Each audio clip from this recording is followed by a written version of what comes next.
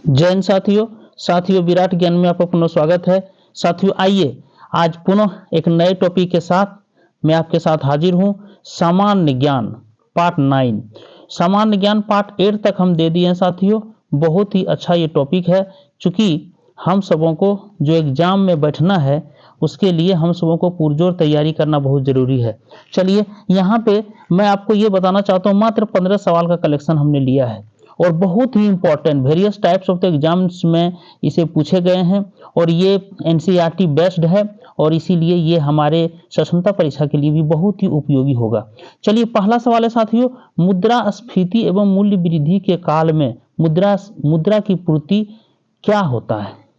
वही रहती है, बढ़ जाती है, घट जाती है, समानुपातिक रूप से बढ़ या घट जाती है? साथियों गौर कीजिए, अगर यदि थोड़ा सा फ्रेश कर लेते हैं, अगर यदि साथियों मान लीजिए किसी वस्तु का दाम अगर बढ़ रहा है, मान लीजिए किसी वस्तु का दाम बढ़ रहा है, अगर सोना का दाम बढ़ रहा है मान लीजिए, तो क्यों बढ़ रहा है? क्योंकि पैसे का प्रवाह ज्यादा हो गया, लिक्विडिटी ज्यादा आ गई मार्केट में, पैसे सबके पास बढ़ गए हैं। इसीलिए लोग अगर मान लीजिए 10 भरी सोना है और ये 10 भरी सोना अगर मार्केट में सोने की कमी है लेकिन लेने वाला ज्यादा है, इसीलिए ये इकोनॉमिक्स का नियम है कि अगर यदि वस्तु कम हो और लेने वाला ज्यादा हो तो वस्तु का दाम बढ़ जाएगा साथियों। निश्चित है कि उसे ही मुद्रास्फीति या मूल्य वृद्धि कहते हैं, अर्थात एकाएक मार्केट में सभी वस्तुओं का दाम बढ़ जाना ये मुद्रास्फीति कहलाती है, मूल्य वृद्धि कहलाती है। तो उस स्थिति में क्या होता है, मुद्रा की पूर्ति जो है वो लिक्विडिटी मुद्रा की मार्केट में बढ़ जाती है, इसीलिए ये वस्तु का दाम बढ़ जाता है या तो मूल्य वृद्धि हो जाता है किसी भी वस्तु का। इसीलिए ऑप्शन बी आपका बिल्कुल करेक्ट है। ये इकोनॉमिस्ट का नियम है, ये इकोनॉमिक्स का नियम है कि किसी भी वस्तु का दाम घटाना हो तो पैसे को खींच लीजिए, पैसे को आप खींच लिए, यही आरबीआई यही करती है। आरबीआई जो है, आरबीआई के पास बहुत बड़ा हथियार है सीआरआर, इसकी चर्चा हम जब मुद्रा में चलेंगे तब करेंगे, ठीक है।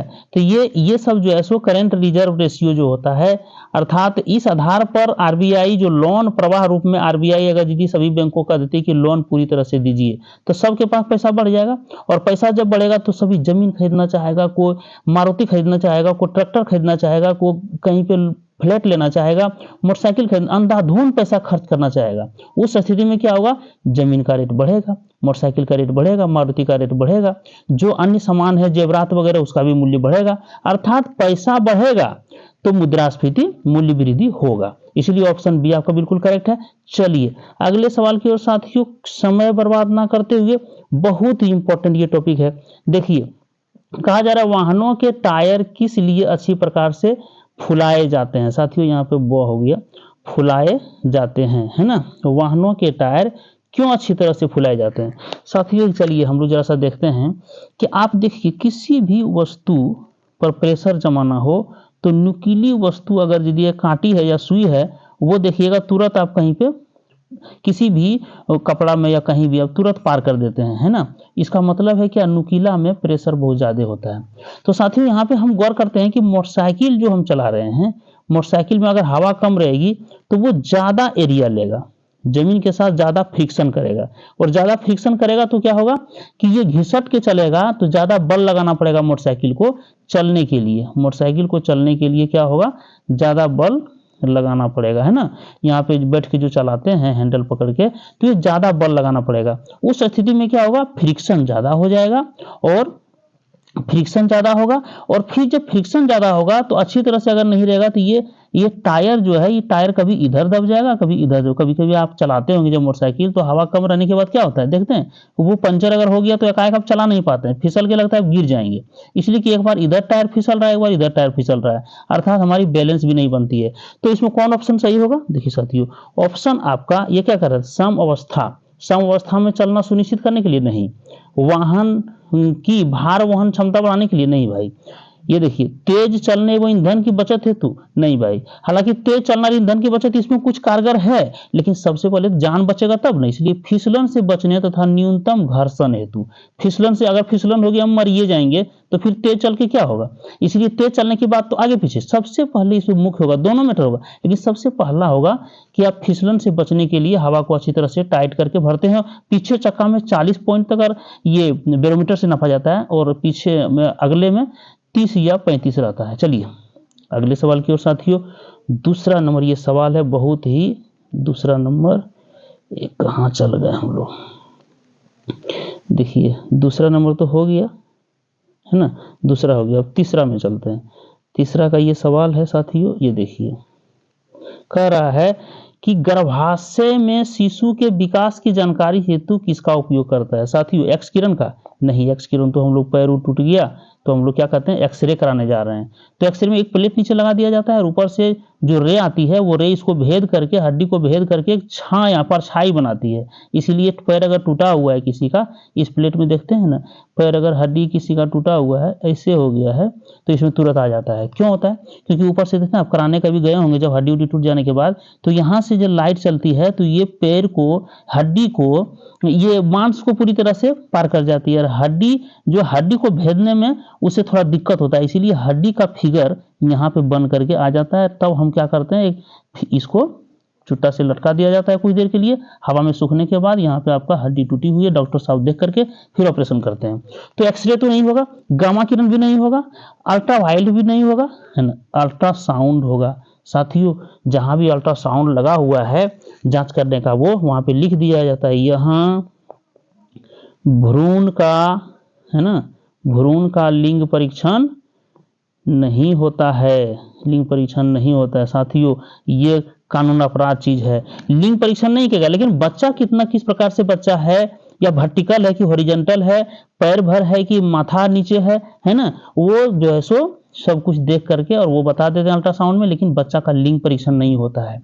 ये बहुत ही ये आपराधिक मामला हो जाता है। इसलिए ऑप्शन सी आपका बिल्कुल करेक्ट है कि गर्भाशय में बच्चा पल रहा है, उसकी अच्छी जानकारी के लिए हमको अल्ट्रासाउंड कराना जरूरी है।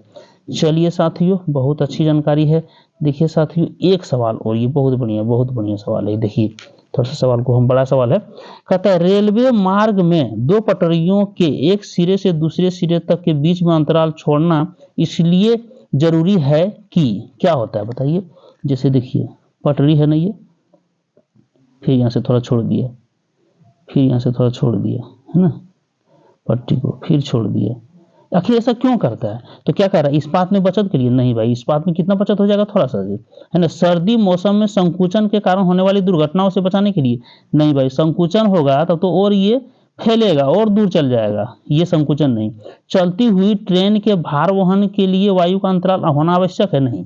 कितना वायु, वायु से क्या होता है यहाँ पे, ग्रीष्म काल में, यहाँ देखिए काल होगा, ग्रीष्म काल में विस्तारण से बचाने होने वाली दुर्घटनाओं से रोकने। साथियों जानते हैं आप, आयतन प्रसार होता है, आयतन प्रसार। अगर किसी लोहे को आप गर्म करते हैं, देखते हैं लोहा फूल जाता है, कहीं लोहार के पास अब जाइएगा तो लोहार महोदय जब लोहे को गर्म करते हैं भट्टी में डाल करके, तो लोहा देखिए आपका पतला है लेकिन उसे फूल करके मोटा हो जाएगा, क्योंकि आयतन प्रसार होता है। आग जब जाती है तो उसमें क्या होता है कि आग से गर्म होकर के, तप्त होकर के वो आयतन प्रसार होकर क्या होता है, ये थोड़ा फैलेगा, और फैलेगा तो उस समय साथियों ये थोड़ा टेढ़ा हो सकता है। और चूंकि जानते हैं ये जो ट्रेन का जो पहिया है, वो पहिया के बीच में नैनोमीटर, सेंटीमीटर की बात हम नहीं कर रहे, नैनोमीटर में डेली मैचिंग होता है, कि नैनोमीटर में कहीं तो नहीं पहिया दोनों अलग अलग हो गया। अगर ऐसा हो जाएगा, चूंकि हम लोग आराम से बैठ करके तो चल जाते हैं ट्रेन पर, लेकिन इतना जान लीजिए कि उसमें जो हमारे वर्कर्स महोदय हैं, जो इंजीनियर हैं, जो कुली काम करते हैं, वो श्रीमान रात भर हमारी ये मेहनत करते हैं, और वो नैनोमीटर में भी जांच करके देखते हैं कि कहीं इस दोनों के बीच में कोई गैप तो नहीं हो गया। अब बताइए यहाँ तो पूरा मुड़ जाएगा तो एक्सीडेंट होगा ना।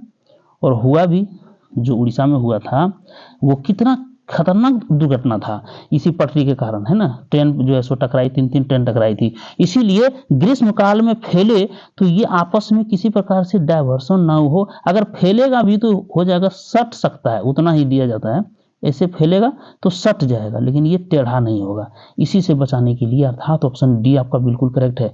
बहुत ही जरूरी है, हम लोग डेली हम लोग ट्रेन से सफर करते हैं लेकिन इस बात पर ध्यान नहीं देते हैं। चलिए ये देखिए सवाल है साथियों, फ्यूज के तार की प्रकृति होती है। फ्यूज का तार, जैसे आप बोर्ड लगाए, यहाँ पे फ्यूज लगा दिया, एक तार महीन तार दी रहती है और फ्यूज लगा हुआ है, ये तार दोनों जुटी हुई रहती है। यहाँ से मेन लाइन आया और यहाँ से जो भी लाइन आया और यहाँ से टीवी है, रेफ्रिजरेटर है, फिर कूलर है, सारा इससे जुड़ा हुआ है, सब जुड़ा हुआ है। अगर लाइन एकाएक 440 आ गया तो सारे जल के खत्म हो जाएंगे, सब ब्लास्ट कर जाएंगे। तो उसे बचाने के लिए क्या किया जाता है, फ्यूज तार दिया जाता है। ये फ्यूज में क्या होता है, ये जैसे ही इधर से ज़्यादा आएगा वोल्टेज तो बस ये तुरंत कट जाएगा और डिस्कनेक्ट हो जाएगा, इधर कहीं करंट नहीं आया, सब मेरा सुरक्षित है। टीवी, फ्रिज, गोदरेज, फलना चिलना जो भी है सब मेरा सुरक्षित है, पंखा उंखा सब।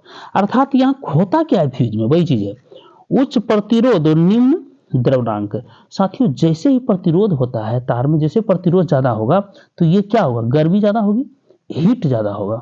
देखिए यही ऑप्शन सही है, हीट ज्यादा होगा। और चूंकि द्रव्यंक हम इसको गलने का जो है वो बहुत कम है, तो थोड़ा सा भी हीट होगा खस से कट के अलग हो जाएगा। अंत में बाद में फिर फ्यूज को लगाएंगे, अब फ्यूज लगा करके फिर कनेक्शन को सही कर देंगे, 2-4-5 रुपया खर्च होगा। ऐसे मेरा कितना हो रहा था, 1 लाख का सामान, 2 लाख का सामान सब खत्म हो जा रहा था। इसलिए ऑप्शन ए आपका बिल्कुल सही है, ये सब नहीं है। चलिए साथियों, बहुत ही रोचक ये जानकारी हम सब अपने आप को जुटा रहे हैं। देखिए कहता तरल पदार्थ का घनत्व गर्म करने पर क्या होता है।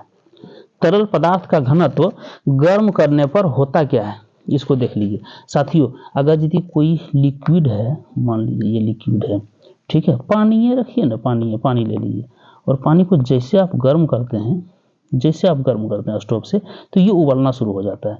तो अगर ये घनत्व है, इसका घनत्व जब घटा तभी नहीं वाष्प उड़ने लगा। गौर कीजिए, है तो H2O, जल ही तो है, इसमें भी जल है, इसमें भी जल है। तो घनत्व जैसे ही घटा, घनत्व घटना मतलब घनत्व कम हो जाना, मतलब क्या हो गया, ये हल्का हो जाना। जनरल हवा से, जैसे CO2 है, Cl2 है, H2 है, ये सब हवा से ही हल्की हो गई तब ना आकाश में उड़ने लगी, अर्थात घनत्व घट जाता है साथियों। इसलिए ऑप्शन ए बिल्कुल करेक्ट होगा। चलिए साथियों देखिए, बहुत अच्छा सवाल ये भी है। कहता है नाभिकीय रिएक्टर में इनमें से कौन सा ईंधन का काम करता है। साथियों नाभिकीय रिएक्टर में हम जानबे करते हैं यूरेनियम इसमें काम करता है, क्योंकि यूरेनियम में विखंडन और संलयन की क्रिया, अर्थात ये यूरेनियम जो है सो नाभिकीय रिएक्टर के लिए काम करता है, इसलिए इसमें कुछ ज़्यादा समय नहीं देना है, ऑप्शन बी आप लगा दीजिए। चलिए साथियों, ये सवाल देखिए, हमारे राष्ट्रीय ध्वज के मध्य में स्थित धर्मचक्र का रंग क्या है। देखिए जो राष्ट्रीय ध्वज है हमारा, इसमें जो ये जो है अशोक स्तंभ से लिया गया है, इसमें 24 तिलियां हैं साथियों, और इसका कलर क्या है, सागरी नीला है। ये कलर क्या है, सागरी नीला है साथियों। जन गण मन अधिनायक जी है। चलिए हमेशा ये सब गाना भी नहीं चाहिए। चलिए साथियों, हमारी गौरव है, हमारी शान है ये राष्ट्रीय ध्वज, है ना। चलिए तो ऑप्शन ए आपका बिल्कुल करेक्ट है। चलिए साथियों, 9th नंबर सवाल है, देखिए कितना बेहतर है। निम्नलिखित में से कौन सा एक कार्यपालिका का अंग है। साथियों हमारे पास 3 अंग है, सरकार जो लाई है 3 अंग हमारे पास है, कार्यपालिका,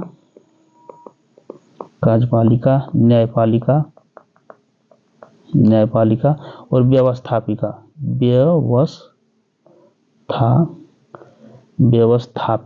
देखिए साथियों, व्यवस्थापिका 3 हमारे पास है साथियों। तो 3 में ये कार्यपालिका का क्या काम है, कार्यपालिका का थोड़ा सा हट गया था। कार्यपालिका में के अंतर्गत SP, DSP मतलब पुलिस डिपार्टमेंट, प्रशासनिक डिपार्टमेंट सब यही रहेगा।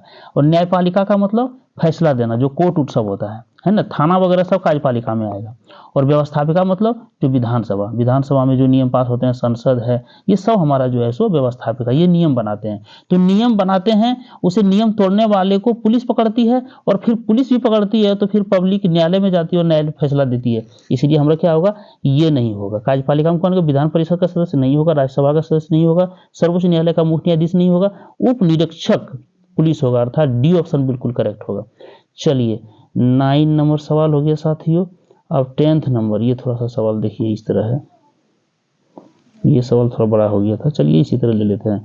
भारतवर्ष में मताधिकार की आयु किस ढंग से 21 वर्ष से घटाकर 18 वर्ष की गई है। साथियों पहले हमारा क्या था, 21 वर्ष था, लेकिन अब क्या है, 18 वर्ष में ही हम वोट देने के लिए तैयार हो जाते हैं। क्या है? राष्ट्रपति के अध्यादेश द्वारा नहीं, संवैधानिक संशोधन द्वारा। ऑप्शन यही बी ऑप्शन सही है। संवैधानिक संशोधन हुआ और तब हमें ये अवसर मिला कि 18 वर्ष के बच्चे भी जो है वो एडल्ट कहलाएंगे, वो वोट देंगे, वोट दे सकते हैं, इसलिए बी को लॉक कर दीजिए।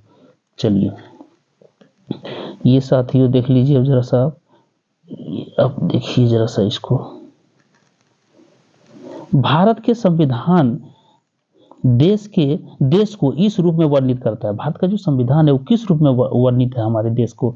संविधान जो है सो हमारे देश का संविधान किस रूप में वर्णित करता है अपने आप को, इसको देखना बहुत जरूरी है। देखिए, राज्यों का संघ, महासंघ, एकात्मक राज्य, राजमंडल। राज्यों के संघ के रूप में, चूंकि हमारे यहाँ जानवे करते हैं 29 राज्य और 7 केंद्र शासित प्रदेश हैं, है ना, इसी रूप में भारत को माना जाता है। इसलिए भारत का संविधान जो है हमारे देश को राज्यों का संघ कहा है। चलिए ऑप्शन ए आप लगा दीजिए।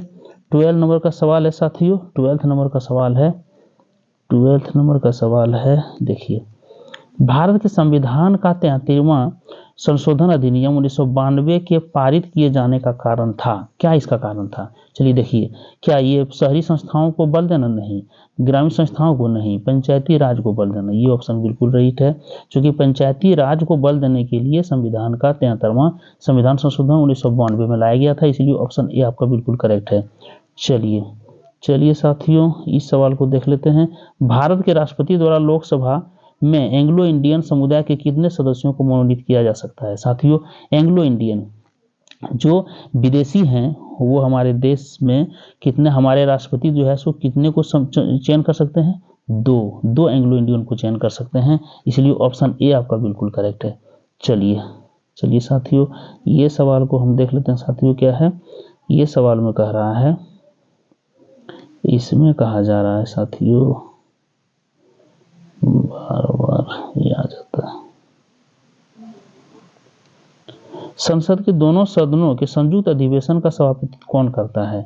साथियों, भारत के राष्ट्रपति नहीं, भारत के उपराष्ट्रपति नहीं, लोकसभा अध्यक्ष। दोनों सदनों का लोकसभा अध्यक्ष इसका सभापतित्व करता है। साथियों लास्ट सवाल में लास्ट सवाल लिया हूं साथियों, इसमें कहा जा रहा है लास्ट सवाल में कि